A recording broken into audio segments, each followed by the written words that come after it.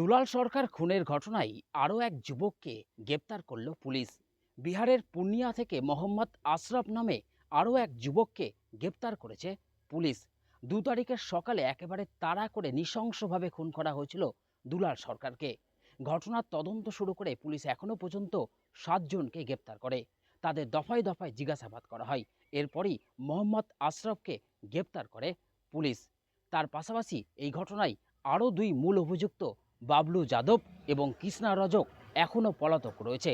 তাদের খোঁজে ইতিমধ্যেই 2 লক্ষ টাকা পুরস্কার ঘোষণা করে ছবি সোশ্যাল মিডিয়ায় পোস্ট করেছে পুলিশ। তারপরও তাদের কোনো হদিশ পাওয়া যায়নি। এদিকে মোহাম্মদ আশরাফ শেখকে গ্রেপ্তার করেছে পুলিশ। জানা গেছে 2 তারিখের সকালে যখন বাবলা সরকারকে খুন করা হয়েছিল সেই সময় এই আশরাফ হোসেন মোটর বাইকে ছিল।